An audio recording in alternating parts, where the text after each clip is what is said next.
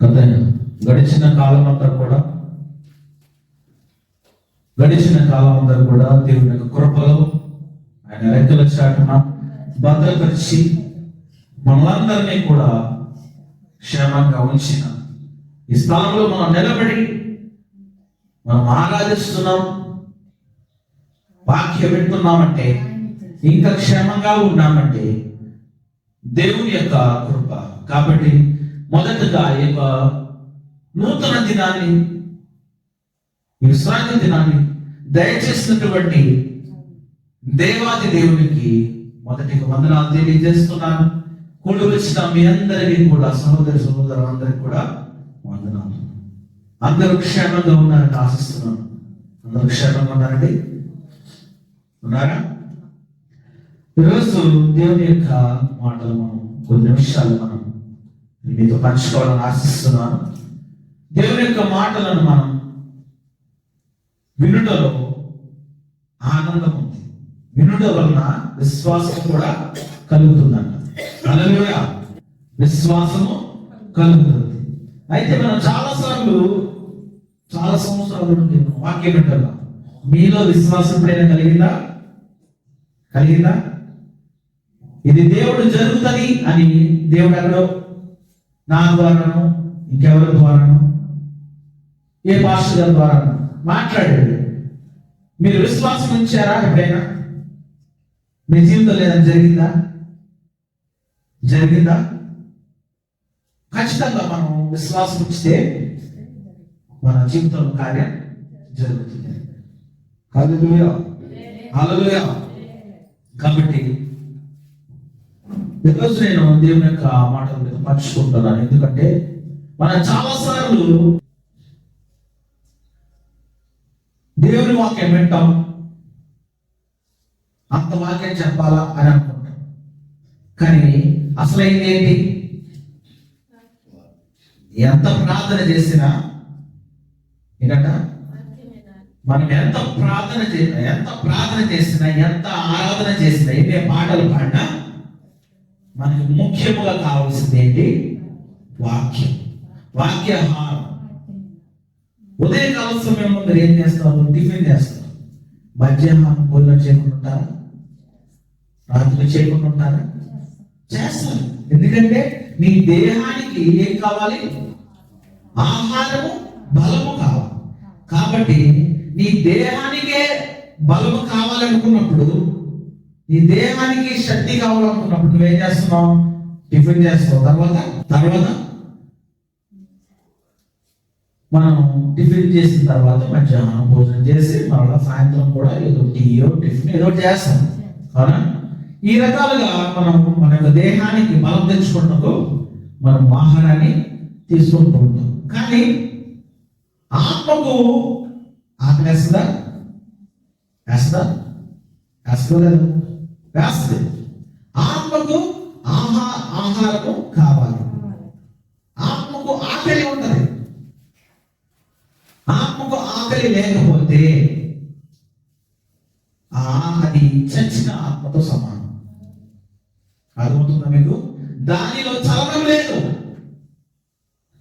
ఈ యొక్క ఆత్మలో, నీలో ఒక తృష్ణ ఏంటంటే వాక్యాహారం తీసుకోవాలనే ఆశ.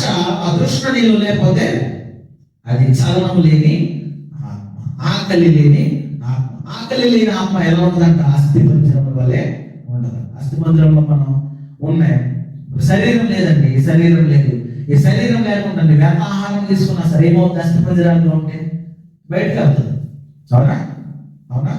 వెళ్ళండి సరే బయటికి వెళ్ళిపోతుంది. కాబట్టి మనం ఎంత ఆరాధన పాటలు చేసినా మరీ ముఖ్యముగా దేవుని వాక్యాన్ని మనము ప్రాధాన్యత ఇవ్వాలి. దేవుని వాక్యాన్ని మనము వినుటలో మనము ఆసక్తి కలిగి ఉండాలి. దేవునికి స్తోత్రం. హల్లెలూయా! కాబట్టి ఈరోజు కొన్ని విషయాలతో నేను మీతో పంచుకోవాలని ఆశిస్తున్నాను. ఇక్కడ మనం చాలా సార్లు చూస్తే, మీరు ఇంతకు ముందు ఎప్పుడైతే బాప్తిస్మం పొందారో, ఎప్పుడైతే రక్షణ పొందారో, అప్పుడు ఏ రీతిగా ఉన్నారు, ఇప్పుడు ఏ రీతిగా ఉన్నారు ఒకసారి ఆలోచిస్తే, అప్పటికి ఇప్పటికి ఏమైనా మార్పు వచ్చిందా? వచ్చిందా లేదా? నా జీవితంలో అయితే వచ్చిందమ్మా. మరి మీకు వచ్చిందా? వచ్చిందా? దేవునికి స్తోత్రం. మన జీవితంలో రక్షణ పొందినప్పటి నుండి మనం ఎప్పటి వరకు కూడా ఒక మార్పుని కలిగి మనం ఉండాలి. అంతేగాని ఎక్కడ వేసి మంగలి అక్కడలాగా ఉండకూడదు. ప్రియ దేవుని బిడ్డలారా, ఇక్కడ దేవుడు సెలవుస్తున్న మాట ఏమిటంటే మీలో మార్పు రావాలన్నమాట. అదేంటి అంటే మనము చాలా సందర్భాల్లో దేవుని యొక్క ప్రేమను మనము చూడలేదు. దేవుని యొక్క ప్రేమ నుండి మనం దూరంగా వెళ్ళిపోతాం. అవునా? చాలా సందర్భాల్లో మనం ఇదే చేస్తుంటాం. రక్షణ పొందిన దగ్గర నుండి కూడా మనము ఎలా ఉన్నప్పటికీ మార్పు వచ్చింది, కానీ దేవునికి దూరంగా జీవిస్తున్నాం. దేవుని దగ్గరగా లేదు, ఆయన ప్రేమకు మన దగ్గరగా జీవించట్లేదు. ఈ రీతిగా నేను చూస్తే మనము దేవుడు మనకి ఎవరు? కన్నతండ్రి అయినటువంటి వాడు. అవునా? దేవుడు ఎవరు? కన్నతండ్రి కదా? అవునా? దేవుడు మనకు తండ్రి అయిన దేవుడు. మన తండ్రి ప్రేమ నుండి దూరంగా వెళ్ళిపోతే మనము బ్రతికొనగలమా? అయితే ఇక్కడ నేను చెప్పుకున్న మాట ఏంటంటే, ఒకసారి లేఖనాలు చూద్దాం. ఇక్కడ లేఖనాల్లో ఒక తండ్రి కొడుకుల కథ కూడా ఉంటుంది. ఆ సారాంశాన్ని మీకు పంచుకోవాలని ఆశిస్తున్నాను. ఎందుకంటే ప్రేమను గురించి, తండ్రి యొక్క ప్రేమ నుండి విడిపోయినలా మన జీవితాలు ఏ రీతిగా ఉంటాయి ఒకసారి చూద్దాం. తండ్రి యొక్క ప్రేమ నుండి మనం విడిపోయినప్పుడు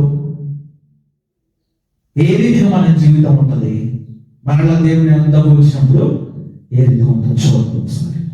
లూకా సువార్త 15వ అధ్యాయము 11వ వచనం అక్కడ చదువుతాం. ఏమంటాడు? చదువు. ఒక మనుషునికి ఇద్దరు కుమారులు ఉండేను. వారిలో చిన్నవాడు తండ్రి ఆస్తిలో నాకు వచ్చు అతన్ని తన తండ్రిని అడుగగా అతడు వారికి తన ఆస్తిని పంచిపెట్టాడు. తర్వాత కొన్ని దినములైన తర్వాత ఆ చిన్న కుమారుడు సమస్తమును కూర్చుకొని దూరదేశములకు అచ్చట తన ఆస్తిని దుర్వ్యాపారముల వలన పాడు చేసెను. ఇక్కడ మనం చూస్తే ఒక తండ్రి కొడుకుల ఉన్నారు. ఒక తండ్రి ఉన్నాడు. ఒక తండ్రికి ఇద్దరు కొడుకులు. అర్థమవుతుందా? హల్లెలూయా. ఇక్కడ ఉన్నారు. హల్లెలూయా చెప్పండి. హల్లెలూయా. ఇక్కడ మనం చూస్తే ఒక తండ్రి అయినటువంటి మనుష్యుడు మనం చూస్తున్నాం. ఆ మనుష్యుడికి, ఆ తండ్రికి ఎవరు? ఇద్దరు కుమారులు ఉన్నారంట. ఎవరు? ఇద్దరు కుమారులు ఉన్నారు. వారిలో ఇద్దరు కొడుకుల్లో ఒకడు ఏం చేస్తున్నాడు? చిన్నడు ముందొచ్చిన కొమ్ముల కన్నా వెనకొచ్చిన కొమ్ములే బలమైనవి అని. అవునా? వీడేం చేస్తున్నాడంట? తండ్రి నా ఆస్తి నాకు ఇచ్చే. ఏంటంట? తండ్రి నా ఆస్తి నాకు ఇచ్చే, నాకు రావాల్సింది నాకు ఇచ్చే. ఏమంటాడు? నాకు రావాల్సిన సొమ్ము, నాకు రావాల్సినటువంటి ఆస్తి నాకు పంచిపెట్టుకున్నాను. సరే, నా కొడుకులే కదా, ఇద్దరు నా కొడుకులే కాబట్టి వీరిద్దరికి కూడా నేను నా ఆస్తిని పంచిపెట్టాడా లేదా? పంచిపెట్టాడా? నాకు ఇచ్చి బాగా మిమ్మల్ని తన తండ్రిని అడుగుగా అతడు వారికి తన ఆస్తిని పంచిపెట్టేశాడు. ఓకే, వారిద్దరికి కూడా సమానం పంచిపెట్టేశాడు. కొడుకులు కదా, అవునా? పంచిపెట్టేశాడు. ఇప్పుడు ఏం చేశాడు? చిన్నవాడు ఇదంతా పోగేసుకున్నాడు. ఏం చేశాడు? ఇచ్చినదంతా కూడా సమస్తమును సమకూర్చుకొని ఇరు దేశాలకు, అంటే దూర దేశాలకు వెళ్ళిపోయాడంట. ఒక తండ్రికి ఇద్దరు కుమారుడు. అందులో చిన్నవాడు ఏం చేశాడు? ఆస్తిని నాకు ఇచ్చే, నా ఆస్తిని నాకు పంచిపెట్టు అని అన్నాడు. సరే తీసుకో అని ఇద్దరికి సమానం పంచి పెట్టేశాడు. పెట్టేసిన తర్వాత వీడు చిన్నవాడు ఏం చేశాడు, సమస్తములను కూర్చుకొని దూర దేశాలకి వెళ్ళాడంట. వేరే దేశానికి వెళ్ళాడు. ఏ హైదరాబాద్ వెళ్ళాడు అనుకున్నాం, అర్థమవుతుందా? ఏ హైదరాబాద్ వెళ్ళాడంటే డబ్బంతా పోగేసుకొని వెళ్ళి ఏం చేశాడు? రూపాయికి రూపాయి సంపాదించాడా? ఇచ్చిన ఆస్తిని రెండొందలు చేశాడా? ఇచ్చినటువంటి ఆ ధనము ఆస్తి అదంతా కూడా ఏం చేస్తాడు? దుర్వ్యాపారముల వలన, అంటే చెడుతనంతో కూడినటువంటి వ్యాపారాల చేత నాశనం చేసుకున్నాడు. ఏం చేశాడు? నాశనం చేసుకున్నాడు. ఇక్కడ మనం చూస్తే గమనించినట్లయితే దాంతో పట్టుదల ఏం చేస్తాడంటే ఆ చెడు వ్యాపారాలు చేసి పాడు చేసుకున్నాడు. మొత్తం ఉన్నదంతా పోయింది, తెచ్చుకున్నదంతా పోయింది, కట్టు బట్ట ఉన్న మిగిలిపోయాడు. అవునా? చదవండి, కింద చదువుతాము. అదంతయు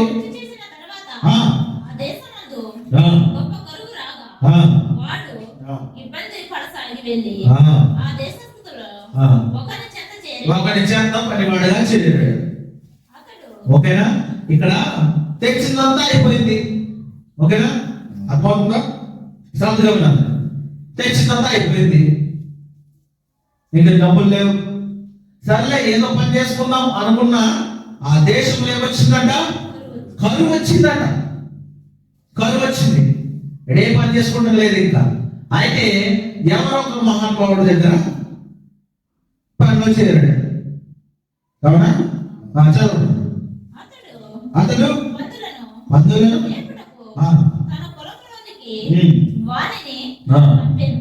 ఎవరి దగ్గర చేరాడంట?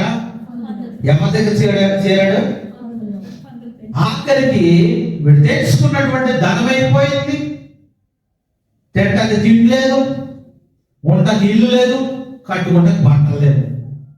మొత్తం ఖర్చు అయిపోయింది. అంతా ఖర్చు అయిపోయిన తర్వాత ఆ దేశంలో కరువు వచ్చింది. కరువు వచ్చిన తర్వాత ఆ యొక్క దేశంలోనే పందులు మేపుకునేటువంటి ఒకడు ఉన్నాడంట. పందులు మేపేవాడు ఒకడు ఉన్నాడంట. పందులను మేపుకునేటువంటి ఒక వ్యక్తి ఉన్నాడు. అతని దగ్గర అతని చేనులో పనిచేయడానికి, ఆ పందులు మేపడానికి పనివాడిగా చేరాడు. తర్వాత వాడు పందులు తిను పొట్టుతో తన కడుపు నిప్పుకొన ఆశపడాడు. ఇక్కడ తింటా లేదు. ఆ రోజు చేరాడు. ఆకలి పని చేయకుండా వెళ్తాడా? ఇస్తాడా? మీకు ఇస్తారా? నాకైతే ఎవరు ఇస్తారా? ఎవరు? పని చేయకుండా పనివాడి జీతానికి పాత్రుడు అన్నాడు దేవుడు. పని చేయకుండా జీతం ఆశిస్తావా? దేవుడు కనీసం అన్నం కూడా పెట్టాడు. కాబట్టి పందులు మేపే ఆ యొక్క వ్యక్తి దగ్గర పనివాడిగా చేరాడు. చేరిన తర్వాత ఏమైంది? ఆకలేస్తుంది. తెల్ల ఏమి తెల్ల, కడుపులు ఏమి లేదు, గుప్పుడు మెతుకులు కూడా లేవు. అయ్యో ఆకలేస్తుంది. ఏం చేయాలి? యజమానుడా కొంచెం ఆహారం పెట్టమంటే నీవు పని చేసిన తర్వాత తిను అన్నాడు. పని చేయకుండా ఎవరు చేయకూడదుగా. అదే రీతిగా అడిగాడు, లేదన్నాడు. ఇంకేం చేయాలి? ఇలాగైతే ఇంకా లాభం లేదు, ఈ విధంగా అయితే లాభం లేదు. ఆ పందులు తినే ఏంటది పొట్టు ఉంటుంది కదా, పందులు తినే పొట్టును అదైనా తిందామని ఏం చేశాడంట? ఆశించాడు, ఆలోచించాడు. తర్వాత ఏం జరిగింది? ఎవడను అయితే బుద్ధి వచ్చినప్పుడు వాడు నా తండ్రి యొద్ద ఎంతో మంది అన్నము సమృద్ధిగా ఉన్నది, నేనైతే ఆకలికి చచ్చిపోను. ఇక్కడ ఏమైందంటే చదివిన మాటలు ఏంటంటే ఆ పొట్టునైనా తిందాం అనుకున్నాడు, కానీ అక్కడ ఏమో కూడా పెట్టాల. అర్థమైందా? ఇక్కడ ఎవరు పెట్టలేదు. పెట్టకపోయేసరికి కళ్ళల్లో నీళ్ళు గిరదం తిరిగి మనది. అయ్యో, అప్పుడు గుర్తొచ్చాడు. ఎవరు? తన తండ్రి గుర్తొచ్చాడు. అయ్యో, నా తండ్రి యొక్క ఎంతో మంది ఎవరున్నారు? కూలి వాళ్ళు ఉన్నారు, పని వాళ్ళు ఉన్నారు. నేను తినడానికి ఎంతో సమృద్ధిగా ఆహారం ఉంది. అవునా? నేను అక్కడ ఉండుంటే నాకు సమృద్ధిగా ఉండు, నేను ఆకలికి చచ్చిపోయేవాడిని కాదు. అవునా? నేను ఆకలికి చచ్చిపోయేవాడిని కాదు అని తెలుసుకున్నాను. తర్వాత చదవండి. నేను లేచి నా తండ్రి యొద్దకు వెళ్ళి, తండ్రి, నేను పరలోకమునకు విరోధముగాను నీ ఎదుటను పాపము చేసింది, ఇక మీదట నీ కుమారుడని అనిపించుకున్నకు యోగ్యుడను కాను. నన్ను నీ కూలి వారిలో ఒకనిగా పెట్టుకోమని అతనితో చెప్పుతానని అనుకున్నాడు అనమాట. అంటే దేవా, నేను ఇతను అనుకుంటున్నాడు, ఆ కుమారుడు, చిన్న కుమారుడు, తప్పిపోయిన కుమారుడు ఇలా అనుకుంటున్నాడు. ఏంటంటే, నేను లేచి నా తండ్రి దగ్గరికి వెళ్తాను. నేను ఎక్కడికి?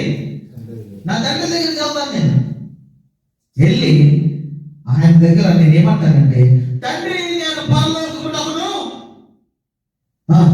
పరలోకమునకు విరోధముగాను నీ ఎదుటను పాపము చేసింది అంటున్నాడు. చేసింది, ఇక మీదట నీ కుమారుడనని అనిపించుకున్నకు యోగ్యుడను కాను అని అంటున్నాడు. అర్థమవుతుందా? ఇక్కడ ఏమనుకుంటున్నాడు? తప్పిపోయిన కుమారుడు ఏం చేస్తున్నాడు తెలుసా? నా తండ్రి దగ్గరికి వెళ్ళి నేను పరలోకమునకు విరోధముగాను నీ ఎదుటను పాపము చేసింది అని నా తండ్రితో చెప్పుకొని నీ పని వారిలో ఒకనిగానైనా నన్ను పెట్టుకోమని అడుగుతున్నాడు. నీ పని వారిలో ఒకటిగా నన్ను పెట్టుకో. నీ కుమారుడని నేను అనిపించుటకు యోగ్యుడను కాను, నేను అయోగ్యత నేను కోల్పోయానని చెప్తున్నాడు. అంతే కదా? తెలిసి వచ్చింది వీడికి. ఇప్పుడు ఏమైంది? మొదట్లో ఏం చేశాడు? నా ఆస్తి తగ్గించే, నాతో తగ్గించేస్తా, నేను వెళ్ళిపోతా. మొత్తం సమకూర్చుకున్నాడు, పెట్టుకున్నాడు, వెళ్ళాడు. మొత్తం ఖర్చు అయిపోయింది. అదే సమయంలో కరువు వచ్చింది. కరువు వచ్చిన తర్వాత బంధువులు మేపేటువంటి ఆ వ్యక్తి దగ్గరికి వెళ్ళి పనిలో చేరాడు. ఆహారం లేదు, ఆ పొట్టు కూడా దొరకలేదు తన తినడానికి. అయితే తన ఆలోచన, నా తండ్రి దగ్గర నేను ఉంటే నాకు ఈ పరిస్థితి. ఎప్పుడైనా ఆలోచించారా? మనము దేవుని యొక్క ప్రేమలో, కృపలో ఉన్నంత సేపు కూడా మనకు ఏ కొదువ ఉండదు. నిజమేనంటారా? హల్లెలూయా, దేవునికి స్తోత్రం. దేవుని యొక్క ప్రేమలో, అది కృపలో మనం ఉన్నంత కాలము మనకేం కొదువ ఉండదు, ఏది కూడా కొదువ ఉండదు. ఆయనకి సమృద్ధిగా ఇచ్చేవాడు ఆయన. అవునా? ఆయన పిల్లలకు ఏమి ఇవ్వాలో ఆయనకు తెలుసు, ఇచ్చేస్తాడు.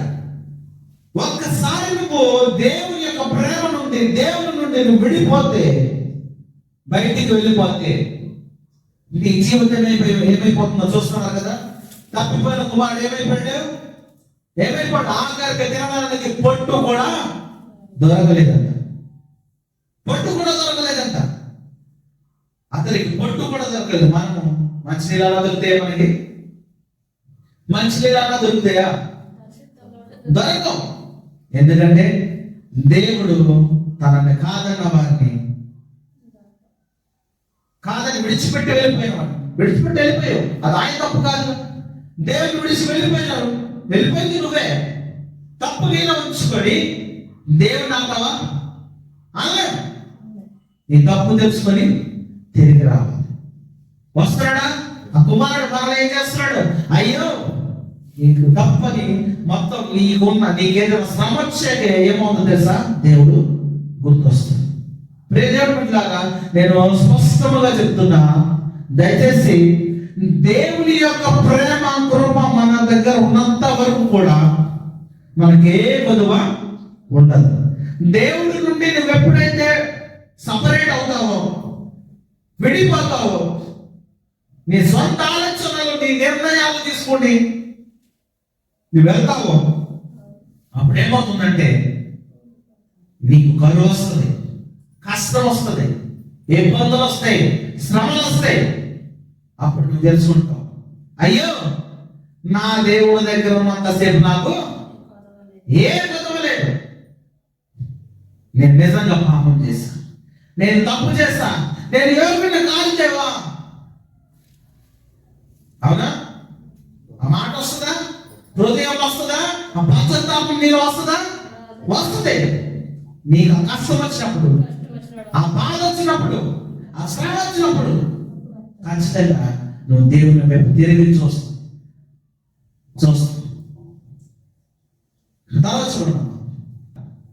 అనుకున్నాడు, నా తండ్రి దగ్గరికి వెళ్ళి నేను నా తప్పు అయిపోయింది నాన్న, నన్ను క్షమించు, నీ పనివాడిలో ఒకడిగా నన్ను పెట్టుకో అని అంటానని మనసులో అనుకున్నాడు.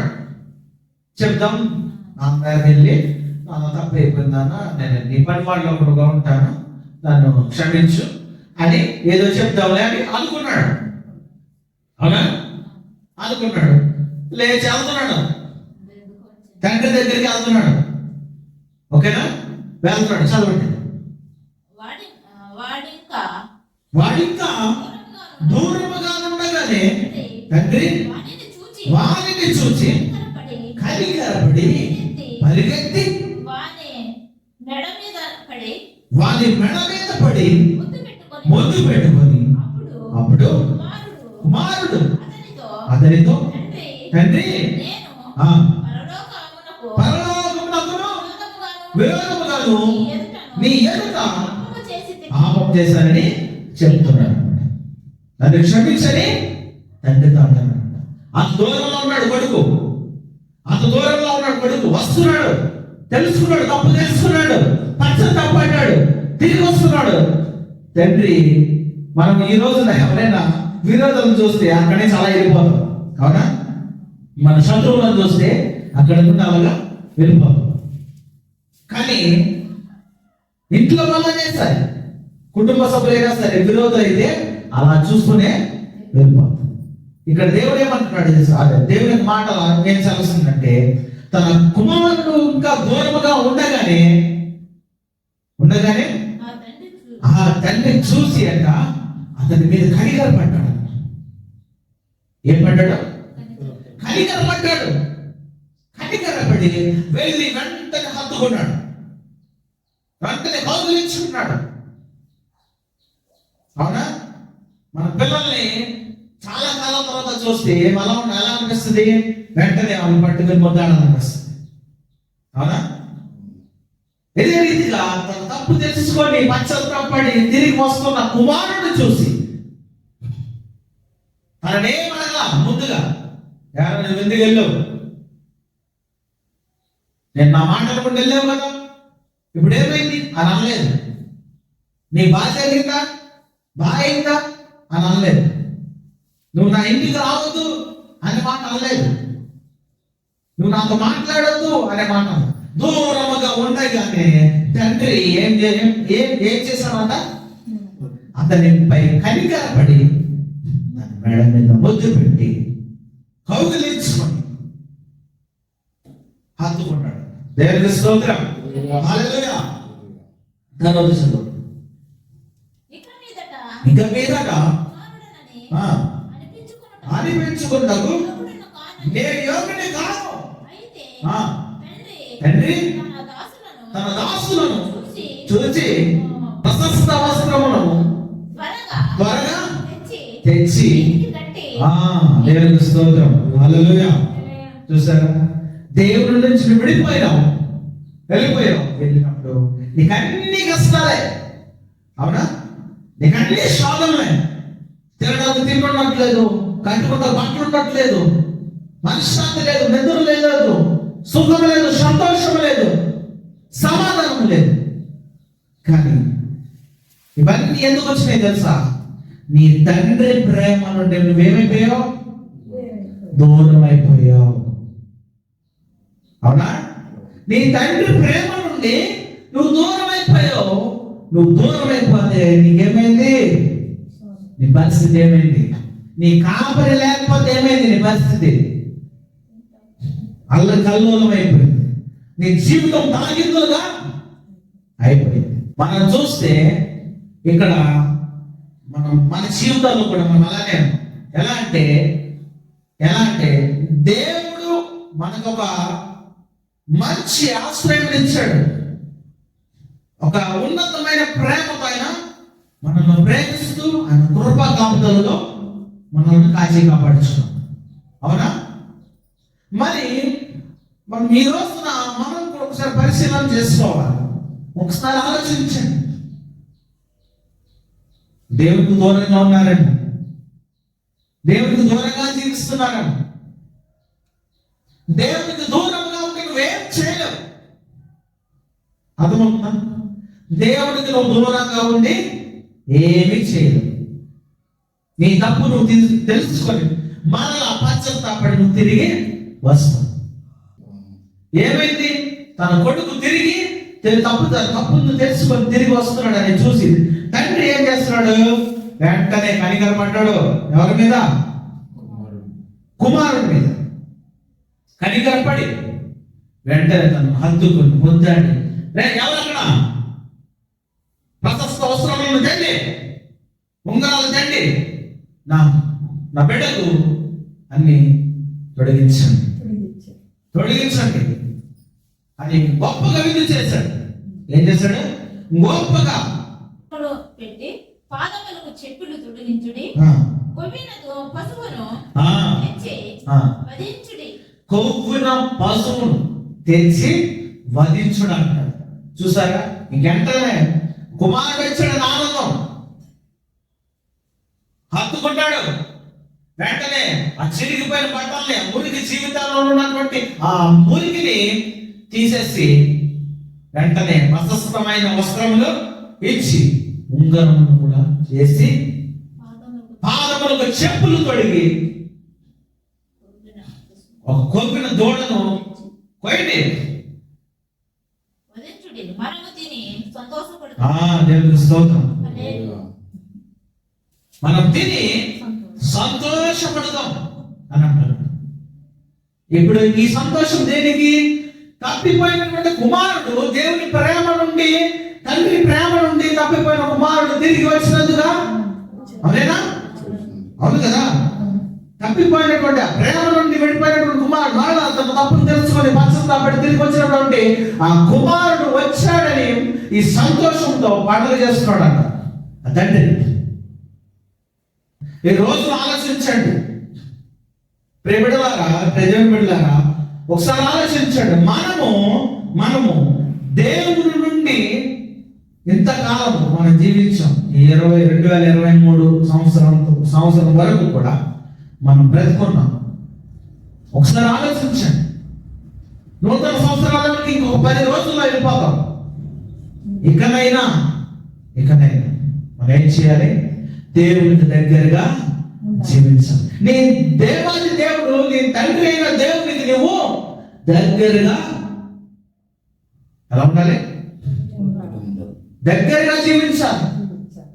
తండ్రి ప్రేమ నుండి నువ్వు విడిపోతే, తండ్రి నుండి నువ్వు చేసారిపోతే, తండ్రి చేతుల నుండి, తండ్రి కాపుదల నుండి నువ్వు వైదొలిగిపోతే నీ జీవితము ఎవరు కూడా కాపాడలేరు, నేను ఎవరు రక్షించలేరు. మరణ నువ్వు తిరిగి వస్తే దేవుడు కూడా ఏం చేస్తాడు తెలుసా? ఈ తండ్రి, మనం లేఖనంలో చూసినటువంటి ఆ తండ్రి ఏ రీతిగా అయితే తన బిడ్డను హత్తుకొని ముద్దాడి ప్రశస్తమైన వస్త్రములు పెట్టి తన కాళ్ళకు చెప్పులు పెట్టి విందు చేస్తాడంట. క్రొవ్విన దూడను తెచ్చి మదించి విందు చేసి సంతోషపడుతున్నారంట. దేవునికి స్తోత్రం, హల్లెలూయా. ఎందుకంటే మనం కూడా తప్పిపోయి ఉన్నాము. ఒకసారి ఆలోచించండి. ఇకనైనా ఏ రోజైనా మనం సరి చేసుకోవాలి, పశ్చాత్తాపడాలి. ఈ లోకంలో నీ కన్న తండ్రి కానీ కన్న తల్లి కానీ ఏదైనా విషయం వస్తే ఎవ్వరూ పట్టించుకోరు. నీ కన్న బిడ్డలైనా సరే పట్టించుకోరు. కానీ దేవుడు అలా కాదు. ఈ లోకంలో కన్న తల్లిదండ్రుల ప్రేమ మారిపోవచ్చు, కుటుంబస్తుల ప్రేమ మారిపోవచ్చు, బిడ్డల ప్రేమ మారిపోవచ్చు.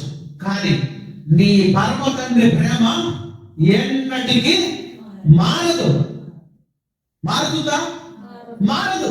ఆయన మారని ప్రేమ, నిత్య ప్రేమ. నువ్వు ఒక్కసారి నీ తప్పు తెలుసుకొని, దేవా నా తప్పు అయిపోయింది, ఏంటంటే నా తప్పు అయిపోయింది అయ్యా, నన్ను క్షమించు అని పశ్చాత్తాప హృదయంతో అడగండి. ఎలా అడగాలి? పశ్చాత్తాప హృదయంతో అడగండి.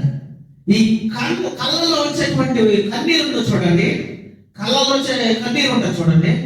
కళ్ళల్లో వచ్చే కన్నీరు కళ్ళను మాత్రమే శుభ్రపరుస్తుంది, కానీ పశ్చాత్తాపంతో వచ్చే కన్నీరు హృదయాన్ని శుద్ధి చేస్తుంది. దేవునికి స్తోత్రం, హల్లెలూయా. ఏంటంట?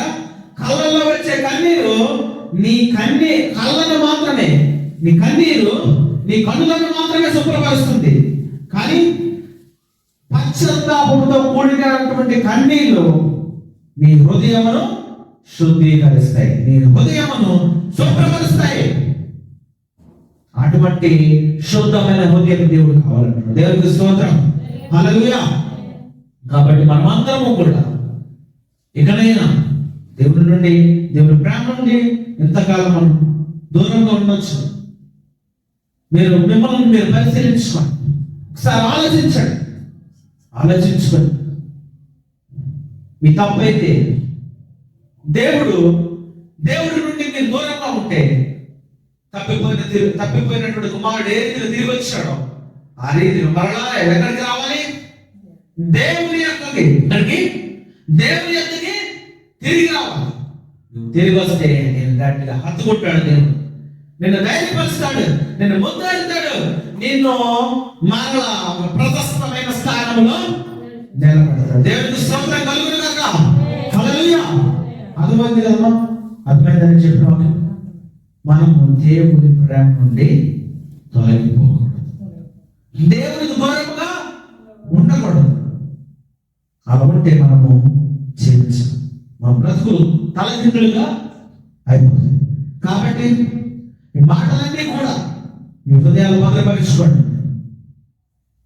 నేను కాదు మాట్లాడేది, పరిశుద్ధాత్మ దేవుడి మాటలు మీకు తెలియజేస్తున్నాడు. నాలో పరిశుద్ధాత్మ దేవుడే మీతో మాట్లాడుతున్నాడు, నేను కాదు.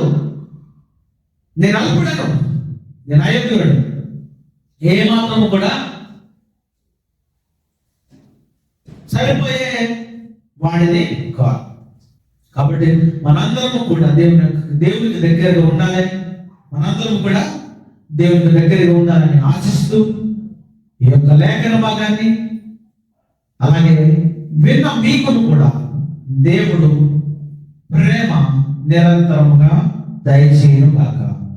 ఆమేన్, ఆమేన్.